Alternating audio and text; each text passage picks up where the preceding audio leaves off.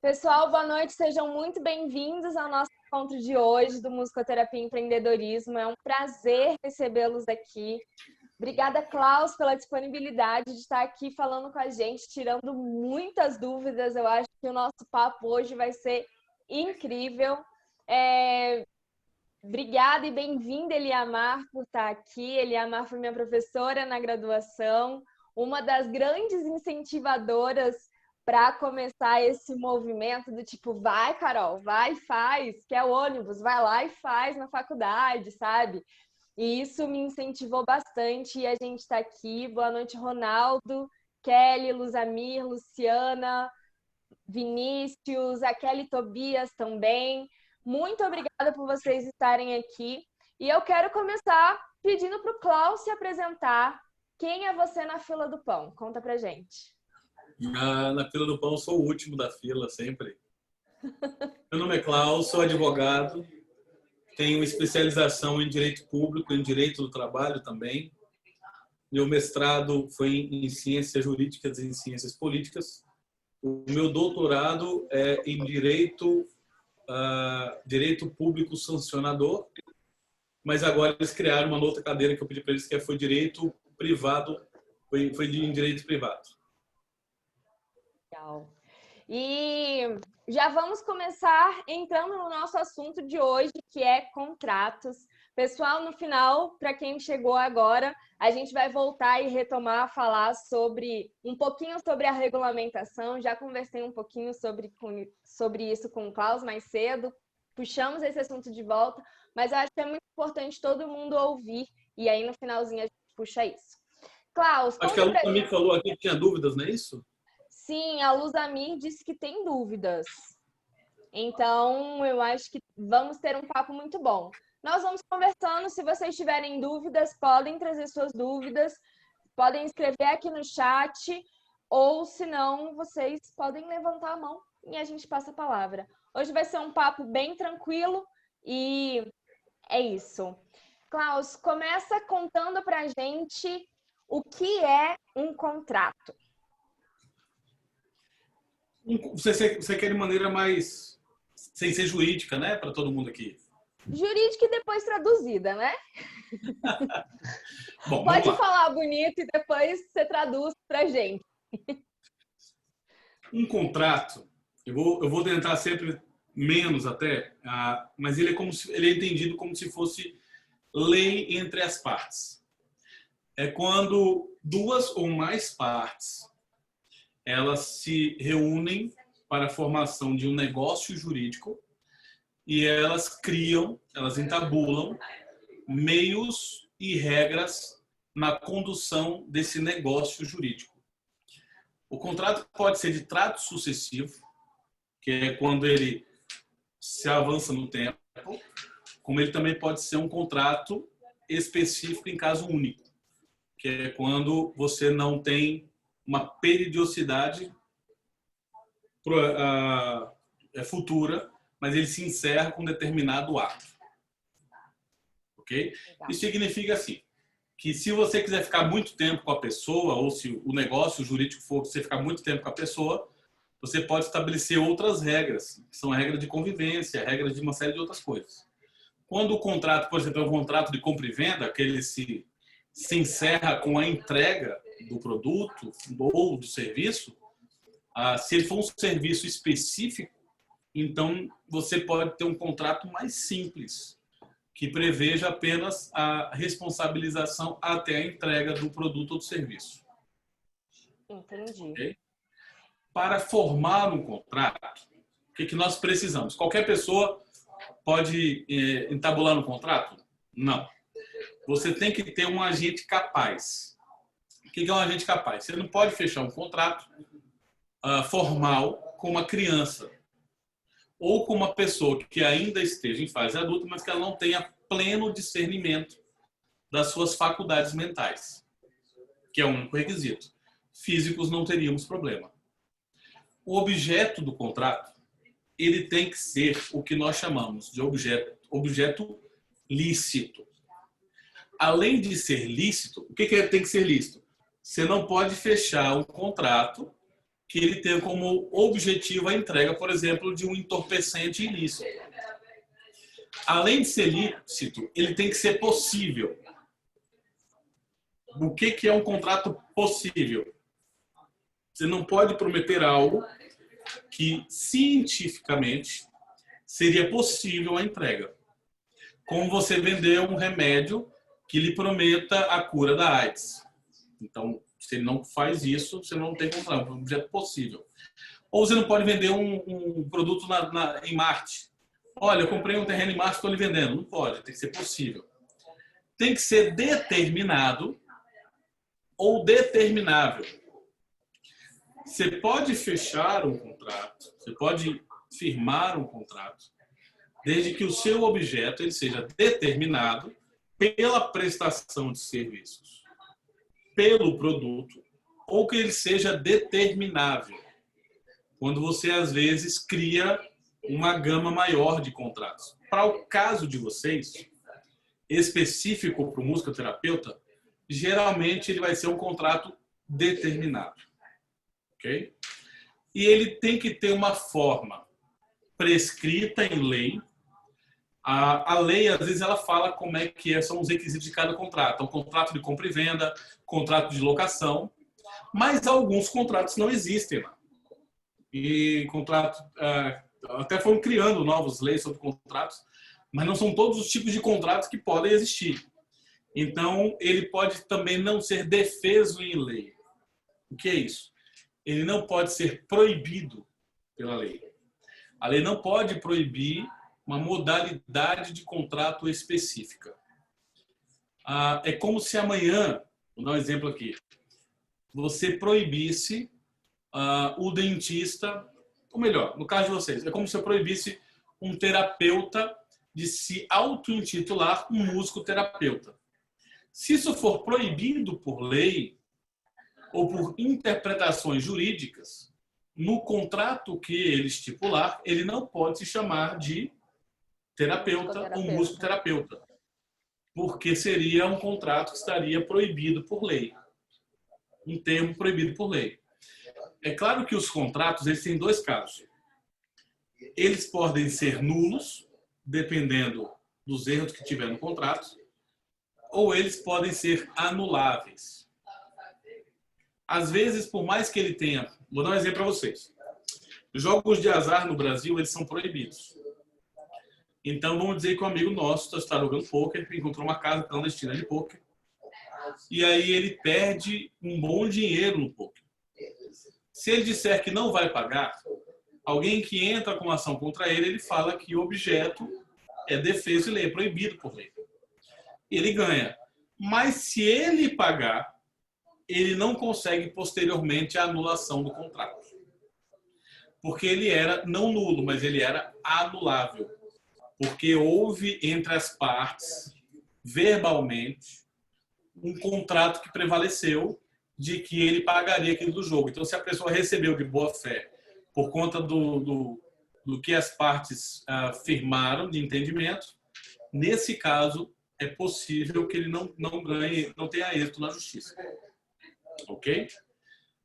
No caso de vocês, né, focar aqui para o musicoterapeuta, porque o contrato é muito amplo. Então, você vai ter assim, contratos que vão reger desde a venda de uma petrolífera, desde o arrendamento de vários pedaços de terra, de vários acres de terra, né? Até contratos simples, que não precisam sequer que eles sejam escritos, sejam formalizados. Quando você coloca, por exemplo, gasolina no seu carro, há um contrato ali, mas ele não está escrito. E aí você pergunta, Klaus, todo contrato para valer precisa estar escrito? Não, claro que não. O contrato de prestação de serviços, ele precisa estar escrito? Não, de maneira nenhuma, não precisa estar escrito. Mas, e ouça a minha voz de experiência, é necessário para evitar vários problemas futuros com prova de prestação de serviços, do juiz arbitrar o valor da sua prestação de serviços, que no caso de vocês seria difícil, porque vocês não têm uma regulamentação, como nós temos da OAB de valores, é interessante vocês terem um contrato. Evita litígio, evita problemas, evita surpresas. É claro, nunca vai evitar isso tudo 100%, mas ele diminui muito essas questões. Eu já tive vários casos, por exemplo. Eu tive um caso de um cliente que era advogado, amigo meu. Ele fez uma ação para um cidadão, tinha cobrado 30% do valor dele. A gente chamava de contrato cota-litis. Ele só receberia no final com o êxito da ação. E o cara ia receber 3 milhões e meio. Então ele tinha 30%, 3 milhões e meio. E aí, na hora de receber, o cara mandou uma carta para ele, substituindo ele por outro advogado. E aí eu falei, cara, executa imediatamente seu contrato. Pede para bloquear lá. E ele tinha feito a ação e acompanhado a ação durante 5 anos, mas ele tinha esquecido de fechar o contrato com o rapaz. Ele tinha, obviamente, várias mensagens, mas não tinha feito o contrato. Até perguntei, cara, como é que você fez isso, né? E ele falou, olha, uma hora o rapaz chegou, era rápido, era indicado a outras pessoas. Eu fui fazendo, estava para prescrever a ação, então, na verdade, eu pensei mais em entrar com a ação do que outra coisa. Então, assim, acabou que o rapaz ia mandar, depois o contrato não mandou. E aí ele teve que entrar com uma ação que a gente chama de ação de arbitramento. É o caso de vocês teriam que fazer. Vamos dizer que um cliente não paga vocês e vocês não tinham um contrato que estipulava valores pelas sessões. Bom, você vai ter que entrar com uma ação de arbitramento. Não é que a outra parte não vai ter que te pagar, mas o juiz vai ter que arbitrar o valor. Quais são os problemas disso? Eu não sei qual é o valor da hora de vocês, né, em sessão, mas se o valor não é vultoso, você poderia até manejar essa ação no juizado especial, até sem advogado. Mas muitos juízes do juizado especial não aceitam a ação de arbitramento no juizado, porque diz que foge da complexidade do juizado.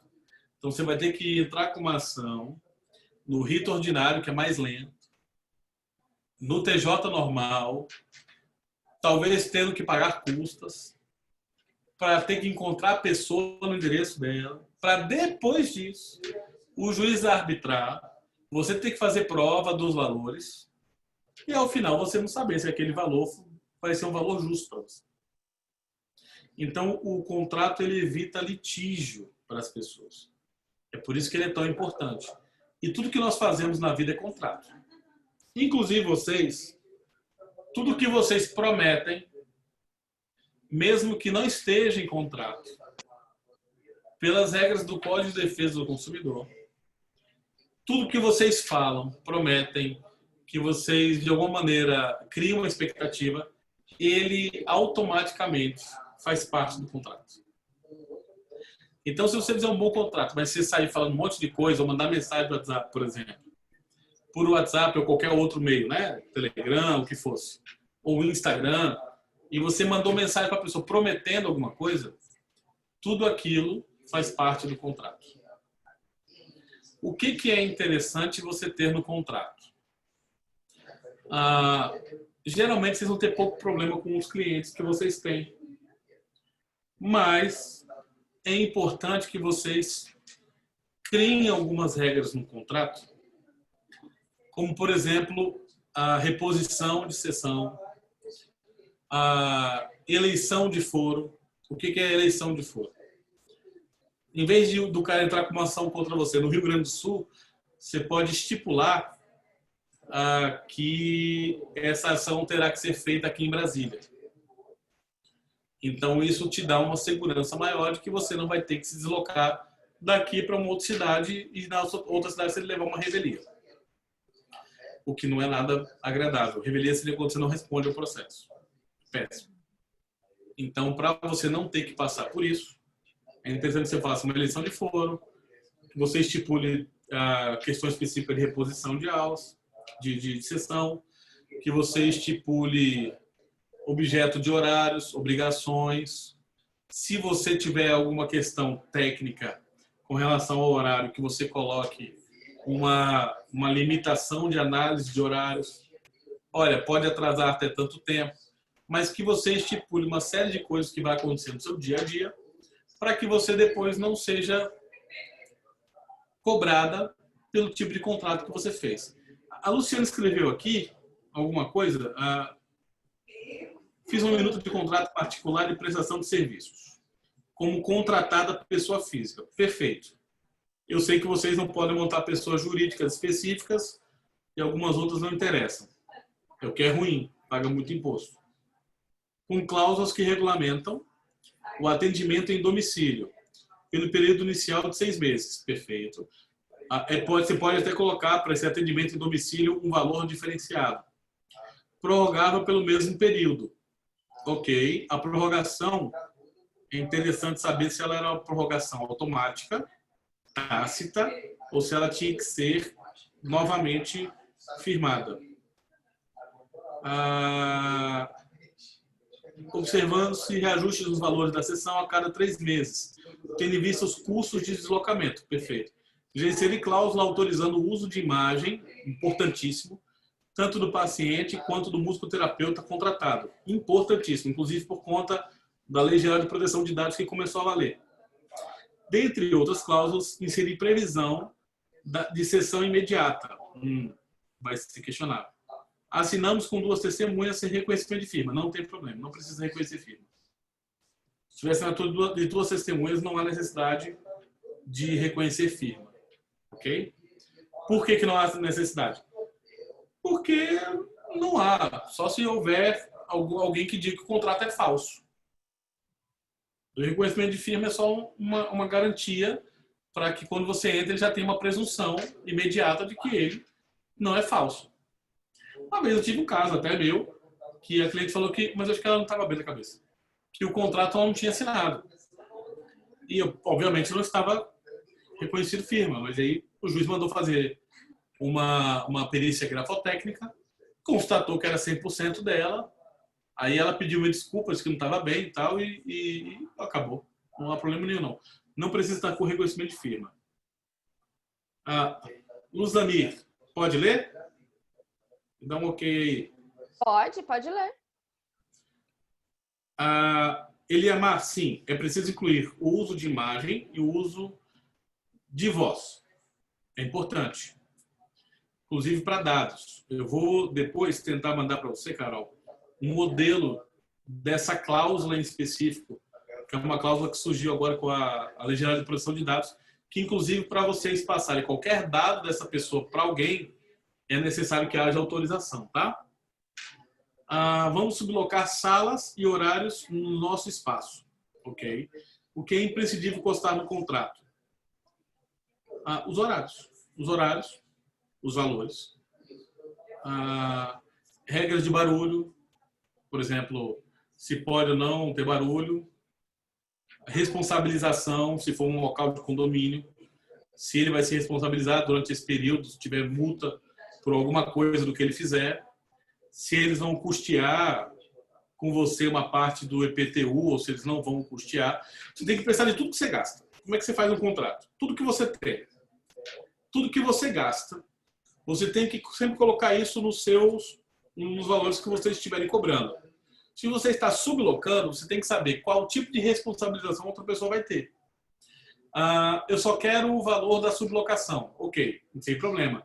A pessoa vai ajudar você a pagar o condomínio, vai pagar parcialmente, vai ter responsabilidade se ele fizer alguma coisa com o condomínio. Porque, assim, para o condomínio, o responsável é você. Porque tem condomínios que sequer aceitam sublocação. Então, alguns condomínios eles já vão dizer, nós não aceitamos sublocação. Então, se você fizer sublocação, não é que você vai passar a pessoa, a responsabilidade dela para o condomínio. Que seria até interessante se o condomínio permitir que você pegasse uma autorização do condomínio para sublocar. E do proprietário, se você não for proprietário. Mas se você não conseguir isso, pelo menos você consegue uma ação que eles chamam de ação de regresso. O que você for demandado, você pode demandá-lo imediatamente para que a pessoa seja responsabilizada. Porque imagina se a pessoa cria um problema com um síndico ou com um vizinho e aí a pessoa demanda o dono do imóvel X. Você vai responder. Porque a pessoa estava lá apenas como sublocatário. Então você tem que colocar todas essas responsabilizações que a pessoa vai ter. Isso é imprescindível. os horários que a pessoa estava atendendo, os horários que a pessoa estava lá, se tiver como colocar esses horários, ou o local específico, para que seja bem clara a responsabilização da pessoa. Inserir voz, imagem e quaisquer outros registros, com certeza. Tem que ter essa autorização. Lembrando que no caso de vocês, se forem idosos maiores de 70 anos, vocês têm que ver qual é a condição. Hoje em dia no Brasil, idoso de 70 anos nem é mais idoso, né? Mas tem que ver como é que está a condição psicológica dele. A pessoa tem que ser capaz de assinar. Então, se você for fazer um tratamento com um senhor de 70 anos, que ele está com Alzheimer, por exemplo, então esse contrato vai ser nulo. É interessante que você chame o responsável por ele para assinar o contrato. E inserir tudo isso aí, voz, imagem, quaisquer registros.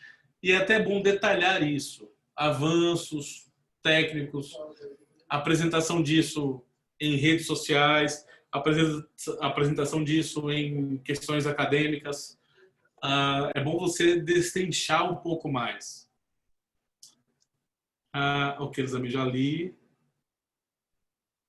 Que mais? Que o pessoal perguntou aqui, mais ou menos isso, né? A maioria de vocês aqui, eu imagino que a maioria é Loki, o espaço, né? Que está trabalhando. Então, assim, se vocês tiverem outros musicoterapeutas com vocês, é importante saber duas coisas. Primeiro, o musicoterapeuta não precisa ser funcionário de vocês. Em que sentido ele não precisa ser funcionário, Paulo? Não precisa ser contratado pela CLT. Ele pode ser contratado por demanda, por oferta, e como se fosse um profissional autônomo, desde que você não exija dele, obviamente, exclusividade, que eu acho que é o caso da maioria aqui, que não haveria problema para isso. E aí é bom que você coloque sempre as responsabilizações dele. Então a pessoa tem que ter um nível de responsabilidade. Se no caso ele tratar mal um cliente, se no caso ele, por acaso, deixar de comparecer, a responsabilidade dele começar um tratamento e até o final, de número de sessões que ele tem que fazer com as pessoas, se ele tem que participar de alguma sinfonia, por exemplo, você tem, né, Carol? Esses trabalhos que vocês fazem extras. Isso aí tudo vocês têm que colocar no contrato. A pessoa tem que saber que você pode colocar uma série de questões que a pessoa ela atue juntamente com você. Ok? Inclusive, você pode até colocar responsabilizações, dependendo do caso, que sejam ligadas ao condomínio. Então, você pode colocar que a pessoa tem um dever de urbanidade no local de trabalho. O que é isso? Tratar todo mundo com respeito, com deferência,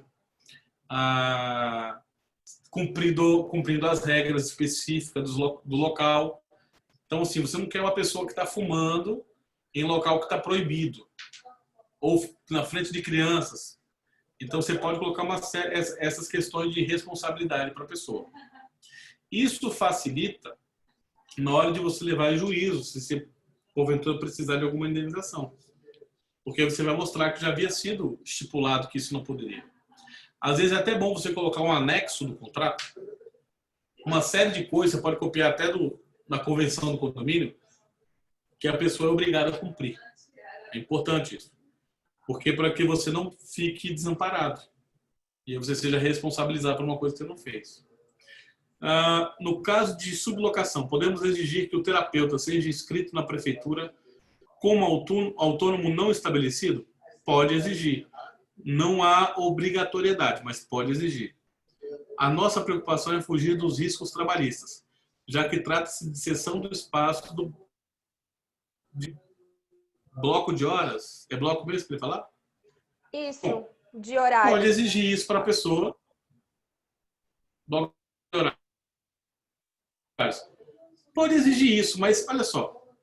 No caso de sublocação, você pode colocar até um contrato que você não tem responsabilização pelo atendimento da pessoa, porque aquilo é uma sublocação. É claro que, se você não colocar isso muito claro, com relação ao condomínio, com relação aos clientes e tal, você pode ser demandado para um cliente se a pessoa, de repente, não cumpriu a parte do contrato dela. Então, a pessoa ser inscrita ou não na prefeitura como autônomo vai fazer diferença pequena, sendo bem sincero. Nesse caso, era melhor um contrato. para demonstrar que você não tem nenhuma ligação, nenhum elo jurídico específico de trabalho com a pessoa, mas tão somente de cessão do uso de espaço. Isso é mais importante do que a pessoa ser inscrita como autônomo no estabelecido. Mas se também for inscrito, ótimo. Vai fazer um pouco de diferença, tá? Meio ponto de diferença em 10. Ok? Bloco de horas seria o quê, Carol? A cessão do espaço por 1 hora, por 2 horas, por atendimento. Entendi. É importante você até fazer ligação assim. Eu só não aconselho você ter com o mesmo profissional uma sessão de espaço por hora e, ao mesmo tempo, uma parceria no atendimento de outros. Quando você ceder o espaço, se não tiver nenhum outro vínculo com a pessoa, é melhor. E aí você cria uma outra pessoa para ter uma parceria em outras questões. Ou tira a pessoa, especificamente, dessa sessão de espaço para criar uma parceria com ela, mas não misturar 2 momentos jurídicos distintos com a mesma pessoa. Isso vai ser muito difícil de desvencilhar. Sim, então eu tenho uma pergunta. Então, essa pessoa que eu sublocar o espaço pode atender o mesmo paciente que eu, ou mesmo o paciente da minha clínica, e depois que ela sair, ela pode levar o paciente, ou o paciente é da minha clínica, é meu paciente? São 2 questões. Para você sublocar o espaço, você não pode ter relação jurídica com a pessoa para ela atender um cliente seu. Ela vai ter os clientes dela para atender lá e ela vai te pagar apenas pelo uso do espaço. Se a pessoa está atendendo um cliente seu, uma responsabilidade sua, o contrato não é de sublocação. O contrato é de prestação de serviços. É um outro contrato. Você pode até fazer um contrato de prestação de serviços autônomos com essa pessoa, mas eu não aconselho o contrato de sublocação. Então, não dá para misturar os 2. Não misturaria. Péssimo. Para você depois provar uma coisa com a outra, se tiver problema, é péssimo. Péssimo, péssimo. E mais, e aí sim, se a pessoa está apenas atendendo uma pessoa, um cliente que é seu, que você levou para ele, teoricamente, ele não poderia levar esse cliente. É claro que o cliente tem autonomia para decidir. Olha, já comecei com fulano de tal, ele está indo para outro lugar, vou acompanhar para não ter perda do que a gente está fazendo, gostei do estilo dele. Aí é uma outra questão. Então, aí não tem muito o que fazer. Você pode estipular uma multa contratual, caso isso ocorra.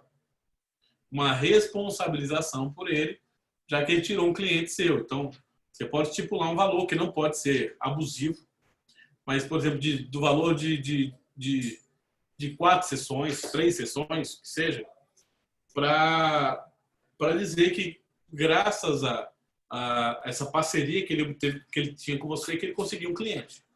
Então, que ele indenize a pessoa pelo cliente que ele está levando. Uhum.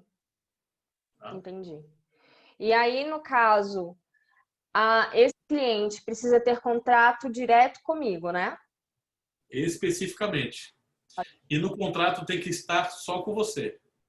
Eu não sei se vocês colocam multa contratual, mas me parece que não, né? Nós conversamos aqui um pouco antes, você falou que não, que você cobra por sessão. Eu não sei se é realidade. Não.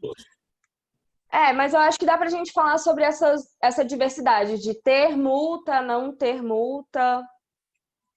Acho que seria interessante. Bom, quando o contrato é prestação de serviços assim, direto, por sessão, não sei se eu colocaria multa, não. Mas, dependendo de como for feito o contrato, há possibilidade. Se você estabelecer um pacote de 6 e a pessoa fez 3, mas não tinha pago as 6, então você pode estabelecer uma multa. Mas você coloca um percentual dos valores que faltam para serem pagos. Para não ficar abusivo, porque senão aí qualquer juiz anula. Uhum. E para evitar a pessoa também de manejar uma ação contra você, porque o valor é baixo. Sim. E qual seria essa porcentagem? 20%, 10%, 15%? Até 20%. Até 20%. Até 20%. Tá. Klaus, conta pra gente uma estrutura básica de um contrato. Tipo, tópico número 1. O que precisa ter no número 1 do contrato?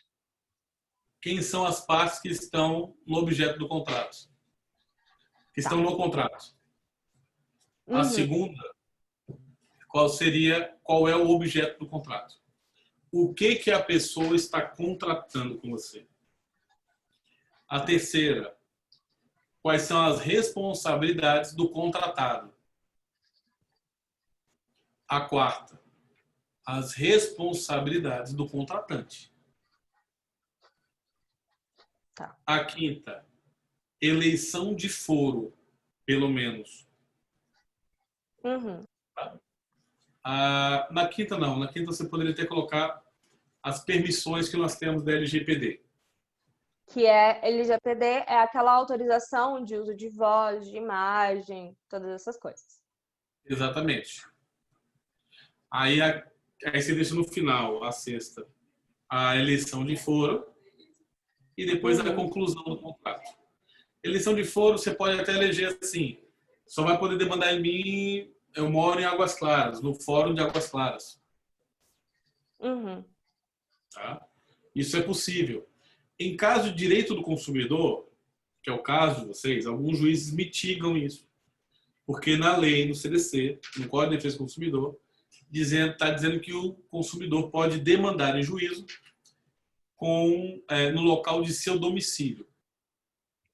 E aí alguns juízes passam batidos por isso, tá? Mas eu colocaria de qualquer jeito, porque tem juízes que eles aceitam, acatam e encaminham para o local. Entendi. Na questão de horário e remuneração, a gente coloca a responsabilidade do contratado ou do contratante? No item 4 ou 3? Remuneração é a responsabilidade de quem está contratando, né? De remunerar você. A questão do horário do contratado. Tá? É até bom que se você puder estipular um horário. Vou atender essa pessoa de tal hora a tal hora. Se houver modificação, pode ser modificado lateralmente, mediante prévio aviso de tantos dias. Isso aí não se considera uma quebra contratual. E aí, depois disso, você estipula. Na questão de falta, a pessoa faltou. Eu coloco no contrato que ela precisa pagar a sessão, não precisa, em caso de falta é possível remarcar. Isso eu coloco em que parte do contrato? Na responsabilidade do contratante. Tá. O que você pode colocar na responsabilidade do contratante? Que a pessoa é obrigada a comparecer previamente. Você pode colocar com um mínimo de 10 minutos antes do horário estipulado, por exemplo. E que, em caso de falta, aí você pode criar regras de exceção, para não ser tão chato, né? Que não seja por saúde, que não seja por não sei o quê. Aí você pode criar situações, para não ser muito chato, poderão ser repostas às aulas. Ou não será reposto às aulas se as exceções não forem essas. Que é o que vocês querem fazer. E aí será devido o valor, se não for avisado com tanto tempo de antecedência, por exemplo. É importante sempre colocar uma antecedência de aviso deles. Porque às vezes você tirou um momento para ficar ali aguardando, a pessoa não vem e você ficou esperando. E poderia ter atendido outro cliente. Poderia ter atendido outro cliente, poderia ter ido para o banco, poderia ter feito o que você quisesse. Poderia ter ido tomar sorvete com o namorado, não interessa. A verdade é que você teria esse tempo ali para fazer o que você quisesse. Mas você estava ali esperando o seu cliente. Você estava ali esperando o seu cliente, não pôde sair. Então, o tempo foi gasto para isso. Entendi. É claro que no trato com o cliente diretamente, você pode estipular regras assim, não tão obtusas, não tão firmes. Mas é bom colocar no contrato dessa maneira. Por que razão? Para que a pessoa não te cobre muito. E não utilize sempre essas regras pontuais de exceção como se fossem rotineiras. E porque a pessoa vai se basear nessas regras para conviver com você. Então, isso assim é muito importante. Estipula umas regras. Não precisa ser regras abusivas. é ruim quando são regras abusivas, mas estipula regras para não ter problema. E é claro que no trato diário você pode até ser mais maleável, mas no contrato deixe as regras. Regras claras. Claríssimo. A Luzamir e a... Calma, deixa eu ver aqui mais. E a Luciana mandaram 2 perguntas. Você quer ler aí? Leio. Posso ligar meu ar-condicionado um minuto? Tá, vai lá. Pessoal, se vocês tiverem perguntas, podem ir mandando. Ou se quiser abrir a câmera, tirar dúvidas com o Klaus, fiquem à vontade, ok? Não tenham vergonha, não tenham medo. Agora é a hora da gente falar sobre coisas que a gente ainda não falou na faculdade. Quem está na faculdade talvez consiga falar sobre isso, mas nós que já formamos não tivemos essa oportunidade de falar sobre esses assuntos que são muito, muito, muito importantes para a nossa profissão e para o nosso desenvolvimento quanto profissional, né? Pronto. Pronto. A Luzamir, né? Ah, não, Luciana ou Luzamir? Luzamir. Vamos lá. Deixa eu...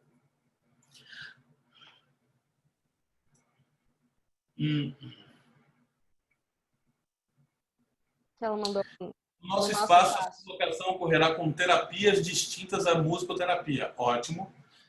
Deixa claro qual é o objeto do contrato, né, para eles e o que eles podem fazer durante esse período. Você pode colocar assim: só pode fazer terapia tais, não pode exercer a musicoterapia. Por que é bom você colocar isso? Para a pessoa não criar um embaraço para você, fazendo concorrência para você dentro do seu espaço, e também para que ela não crie nenhum tipo de atividade lá que seja estranha ao que você já tinha previsto no contrato. Então não pode ensaiar com a banda de rock lá nesse momento. Ok? Estou dando um exemplo bem obtuso, né? Tais como, auriculoterapia, florais, massoterapeuta, enfim, eles podem atender ou não. Clientes de comum a musicoterapia, podem, com certeza. Nesse caso, podemos fazer o contrato de sublocação? Então, não vejo problema. O seu contrato é um contrato de locação. Tem que ver primeiro se o seu contrato ele permite que você faça a sublocação. Há contratos de locação que proíbem a sublocação. Eu não vejo problema de você fazer um contrato, se for permitido. O seu problema é sempre fazer um contrato, primeiro, deixando essas questões distintas do que a pessoa pode fazer e responsabilidades dela perante o condomínio e quem vou te cobrar, que é o que a gente falou um pouquinho antes. Para quem está começando como uma pequena clientela ainda, todo mundo, há 2 situações. O negócio jurídico que pode ser regulado por contrato de prestação de serviços, ok? E a tributação dessa receita. Qual seria a melhor maneira de regularizar esse serviço? Autônomo ou como PJ, com abertura de empresas, honorários contábeis e etc. Olha só. A PJ sempre vai ser melhor nesse caso. Mas me parece que, como profissionais de saúde, vocês têm uma limitação pela formalidade da pessoa jurídica, não é isso? Sim, a gente não pode formar MEI. Ok, tem outras modalidades. O que você pode fazer? Você tem que procurar um bom contador para saber o que ele te oferece. E o que os planos de saúde remuneram. Não sei quantos aqui atendem por plano de saúde, né? Não sei se é a maioria, mas quem está começando, acho que todo mundo. O importante é ter cliente.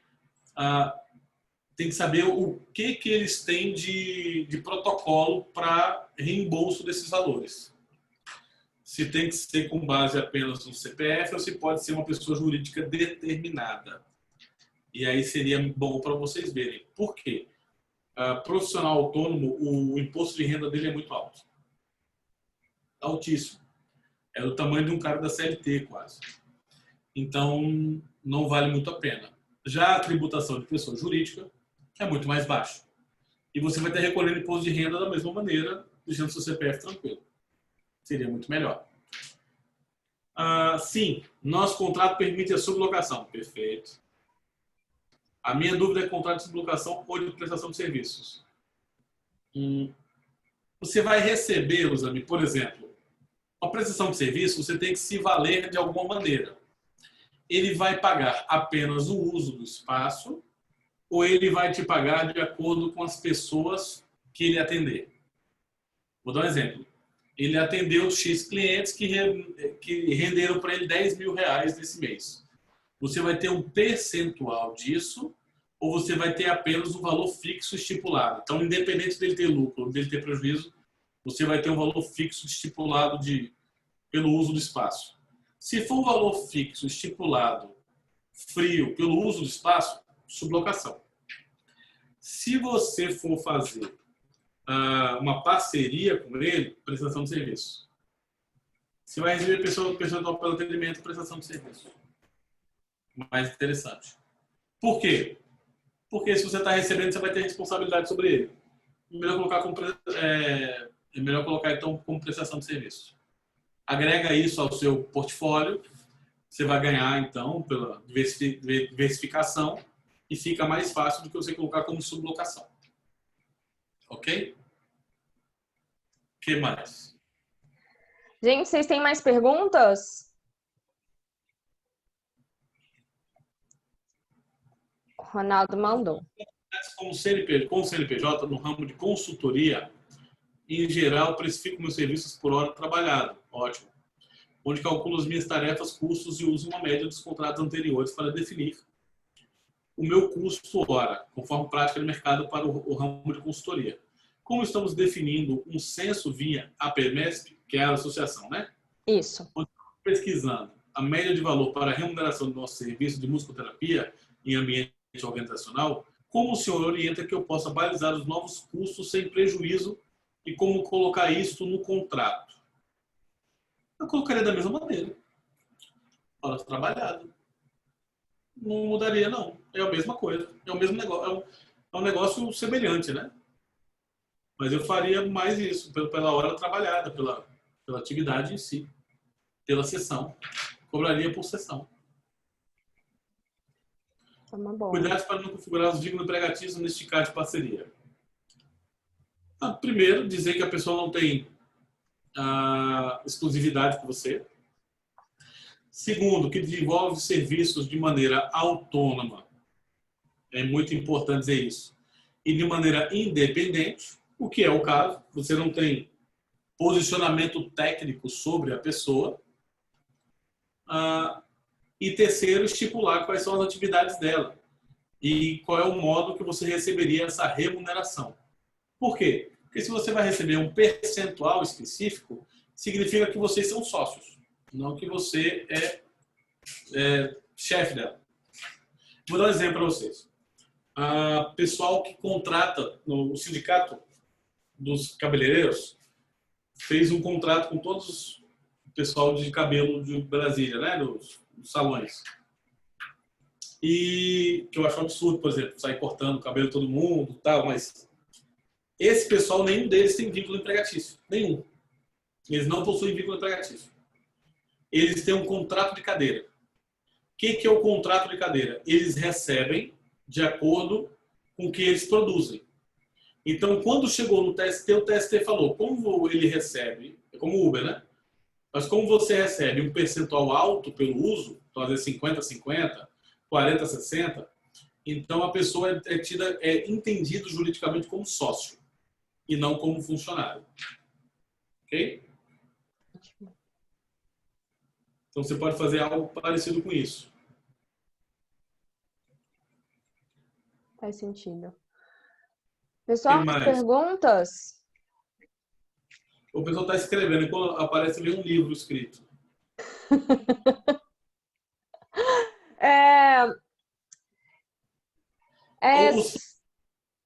Os planos de saúde eles já aceitam vocês e já fazem esse reembolso, não é isso?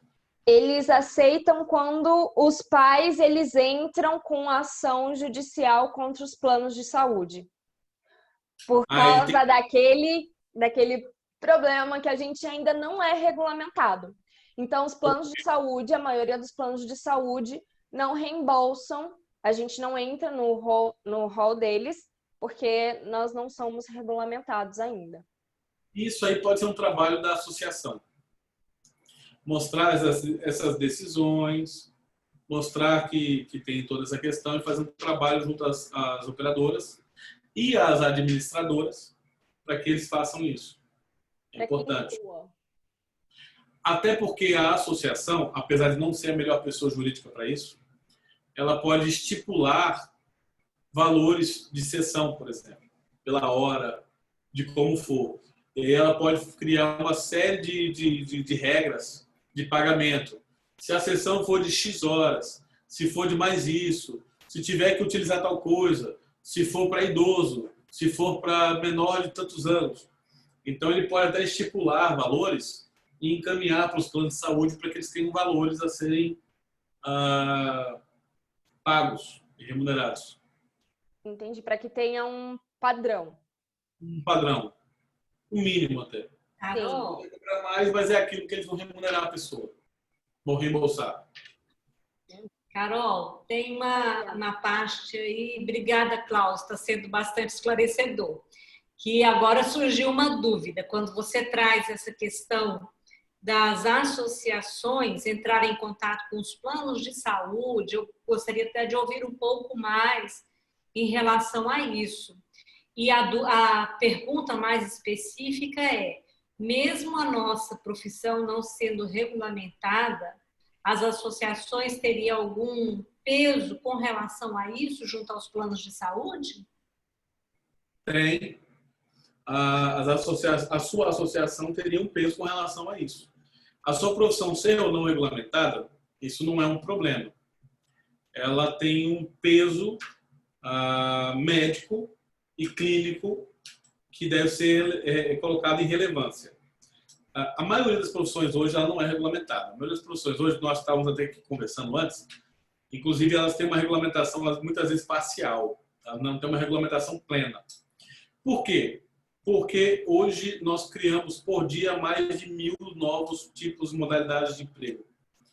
Então não dá para o direito escrito, né, positivado que a gente chama, ele acompanhar essa dinâmica.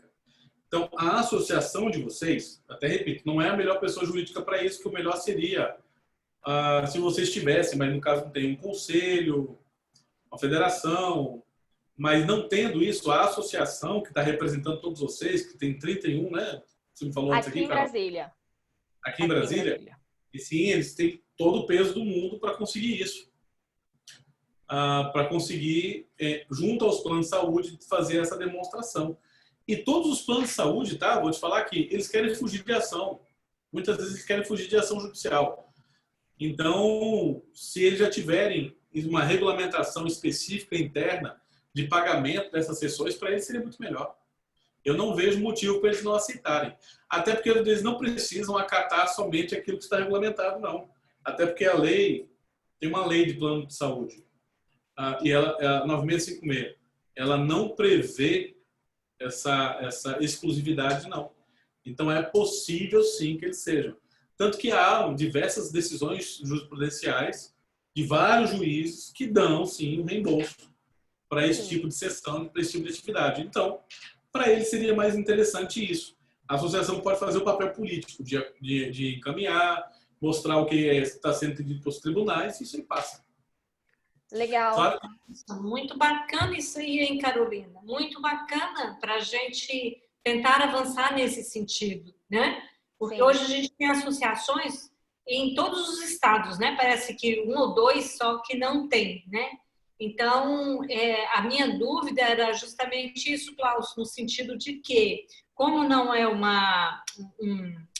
um sindicato, né? Se a gente teria esse peso, essa possibilidade de entrar por esse viés para ajudar os profissionais. Então, muito esclarecedor sua fala e eu acho que é um ponto importante para a gente estar olhando. Eu acho que sim. Com certeza. Só um detalhe aqui, mas esse entendimento societário não poderia trazer implicações futuras parceria de diferente sociedade, pelo menos no meu entendimento. Não. Aí é que tá. Parceria é uma sociedade. Existem vários tipos de sociedade. Sociedade de propósito específico, sociedade para determinado fim, sociedade em conta de participação. Parceria é um tipo societário.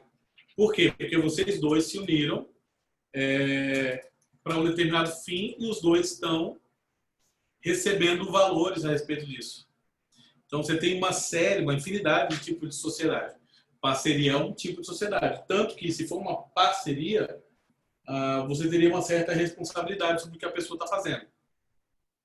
Então, vamos dizer, eu tenho uma parceria com... Eu sou médico, mudei a profissão. Eu tenho uma parceria com um médico que está aqui fazendo aborto. Eu tenho responsabilidade com ele. Porque de cada aborto que ele fez, eu recebi. Se isso foi legal, eu respondo por isso juntamente com ele. Por mais que eu não queira, por mais que o contrato que eu coloque, eu vou responder junto com ele.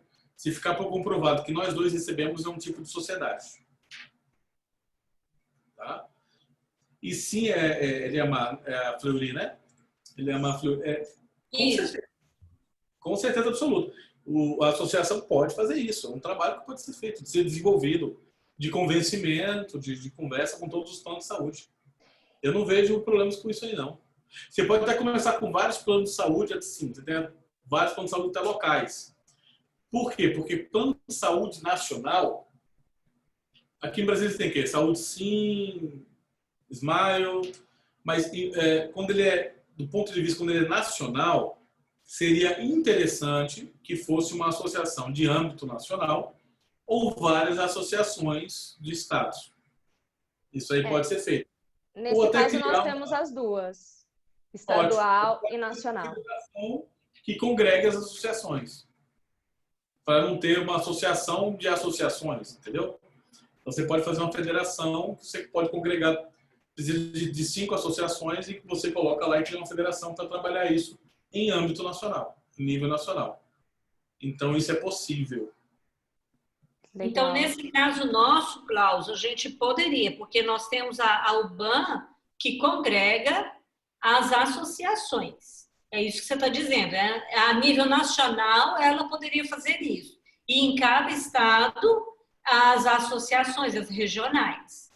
Correto? Meu entendimento? Correto. É o que eu faria. Não é que ela tem uma impossibilidade legal, não, tá? É só porque, na maneira prática, é o que vai acontecer. A Unimed, porque tem vários Unimeds, né? Sim. A ABIL, se for um plano nacional, ela não vai chegar e vai negociar apenas Brasília. Pode até fazê-lo em âmbito local, não há problema nenhum. Então, a associação de vocês aqui, qual é o nome dela? A PMESP? Não, aqui em Brasília é a MTDF. A MTDF. Ela pode até tentar fazer esse convencimento aqui, mas eu acredito que seria mais interessante em nível nacional. Mas aí ela tem que estabelecer estratégia de acordo com o que ela conhece. Aí é estratégia, não é só o direito. O direito ele abre muitos leques. Você tem que saber escolher qual é a melhor estrada. Sim, e isso também pode ser um degrau a mais para a gente conseguir essa tão sonhada regulamentação, né? A gente pode mostrar que existe quantidade de pessoas, além das associações, além das pessoas que já trabalham, a gente pode, existe uma necessidade também do plano de saúde. É mais ou menos isso? É mais ou menos isso. É mais ou menos isso. Por exemplo, isso é até importante, como você falou, para o reconhecimento de vocês como profissão específica, né? Autônoma, de quem pode desenvolver. Por quê? Porque quando você estabelecer isso com o plano de saúde, ele pode até criar protocolos e regras. Então, só será aceito se a pessoa tiver isso, isso e isso. Só será feito se ela comprovar isso, isso e isso. Isso é interessantíssimo. Maravilha. Porque aí você está falando que não só vocês, mas também o plano de saúde está exigindo isso. E isso até é um balizador para futuras decisões jurisprudenciais, que depois você pode até utilizar no futuro de maneira política com o Congresso para mostrar que já há um entendimento jurídico na área. Isso é importantíssimo. Você pode até levar assim, um esboço do que vocês gostariam que eles tivessem de protocolo de valores para pagamento e do que deveria ser exigido da pessoa e apresentar para esse pessoal. Eu acho, na minha opinião, que não vai ter muito... eles não vão fazer uma negativa assim tão contundente nesse ponto. Acho que eles vão negociar, vão tentar ver o que eles fazem, vão passar para o jurídico deles, vai demorar um pouco, mas não vejo problema não, de verdade. Ah, para alunos ali, eu vou colocar aqui para você, eu peguei aqui, mais ou menos, para você ver aqui qual seria o tipo de sociedade, tá? No caso aí, ó, de vocês, seria até uma sociedade simples, né? Do 902, 982, 983 do Código Civil. Até peguei aqui rapidamente, eu estou te mandando, tá? É a sociedade mais simples de toda. Isso aí muita gente chama de parceria. A lei chama de sociedade simples. Inclusive para especificamente quando é o caso da gente aqui, que é autônomo, né? Até como advogado. Então, se você estiver recebendo, é uma sociedade. Você pode até estipular na sociedade regras. Ela não pode dizer como é que vai ser meu empreendimento. Ok, mas é uma sociedade. Sociedade de ganho, com propósito específico, ou seja lá o que for, porque são só as regras da sociedade que você pode estipular. Mas é uma sociedade. Muito bom. Nossa, que aula hoje, hein? Klaus, eu acho que conseguimos muita coisa, precisamos processar muitas coisas das informações que você trouxe. Mas antes da gente encerrar, dê 3 dicas para nós, musicoterapeutas, que estamos aqui para, né, servir a comunidade, a população. Dicas práticas e que envolvem o nosso direito, essa parte burocrática. Eu sei que a número 1 é tenha contrato. Tem que ter. É bom. É bom para você e para outra parte. E dá um sentimento de seriedade, entendeu? Dá aquele momento de... Profissionalismo, né? Profissional. Essa roupagem profissional é muito importante. Entendeu? Você não pode chegar lá e a pessoa fazer de qualquer jeito com você, porque senão, da mesma maneira que começou, tende a terminar, de maneira informal, legalizada, e você passando por diversos problemas. Até porque o contrato não te gera muito atrapalho no negócio. Não é algo que você vai ter que criar um contrato específico para cada pessoa. Você pode criar um contrato padrão e utilizá-lo para todo mundo. Tá? Sou PJ sob forma de empresário individual. Você recomendaria mudar o tipo jurídico? Recomendaria. Mas fala com o seu contador para saber lá o que ele recomenda, que ele vai ser melhor, um pouco melhor nisso do que eu. Mas recomendaria sim. Não há necessidade, tá? Mas eu mudaria. Faria essa mudança. A pessoa pode até fechar o contrato com a sua PJ, por exemplo, de parceria. Não há problema. E você não precisa colocar essa pessoa, por mais que eu falei que é uma sociedade, na sua pessoa jurídica. Não há necessidade. Contrato social, né? O contrato social. Não há necessidade. Ela não vai entrar lá no seu contrato social. Mas a responsabilidade é uma sociedade. Vocês têm um tipo de sociedade. Mas não precisa ela estar no contrato social da PJ, ok? Não precise e não faça isso. Faça apenas um contrato com ela. Isso aí basta. Segunda coisa. Eu não sei falar. Vocês são do mercado, né? Vocês já fazem isso já há muito tempo e quem sou eu para falar para vocês o que vocês têm que fazer. Sobre questões legais, além de ter um contrato, atendam da maneira que vocês gostariam que a lei fosse regulamentasse vocês. Atendam da melhor maneira. Porque é isso que vai balizar posteriormente várias declarações de como será um musicoterapeuta. Terceira coisa que eu sempre falo, se associem. Eu não conheço nem o pessoal aqui da associação, tá? Só deixando isso claro. Mas é muito importante para profissões que estão se desenvolvendo agora, que haja união entre as pessoas que desenvolvem o mesmo mistério. Isso é importantíssimo. Então, se associem, criem regras próprias que vocês estipulem, tá? Isso é muito importante. Eu estou entrando ali de novo no Zoom, eu não sei por qual motivo, deve ser minha esposa e meu filho, mas é muito importante isso, se associem. Então, criem associações, fortaleçam a associação, participe dos debates, porque hoje a profissão de vocês depende dessas questões jurídicas e políticas ainda. Então, isso é muito importante. Então, quando assim, a Carol falou hoje que foi ao Palácio do Buriti receber, fazer uma homenagem, isso é importantíssimo. Quanto mais vocês se destacarem, mais é a necessidade de regulamentação da profissão. E mais os planos de saúde vão querer rapidamente criar um protocolo de pagamento para vocês. Isso é imprescindível. Procure pessoas que são do ramo para fazer essa ponte com os planos de saúde, com as cooperativas, né? Porque a Unimed, ela diz que não é um plano específico, não é uma sociedade empresária, é uma cooperativa.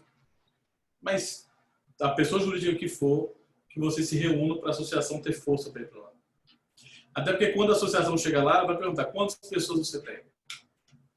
É importante que ela tenha um detalhamento de quantos clientes vocês atendem, para saber qual é o impacto disso. E, é óbvio, em número de pessoas também. Então, quanto mais pessoas entrarem, melhor vai ser. Muito bom. Mais perguntas, gente? Acho que foi muito bom. Klaus, quero te agradecer imensamente pela sua disponibilidade de estar aqui com a gente, compartilhando todo o seu conhecimento e trazendo uma linguagem menos formal todas essas coisas. Obrigada por trazer todo esse conteúdo, obrigada por estar nos incentivando essa parte da regulamentação, a parte também dos planos de saúde, nos dando os caminhos.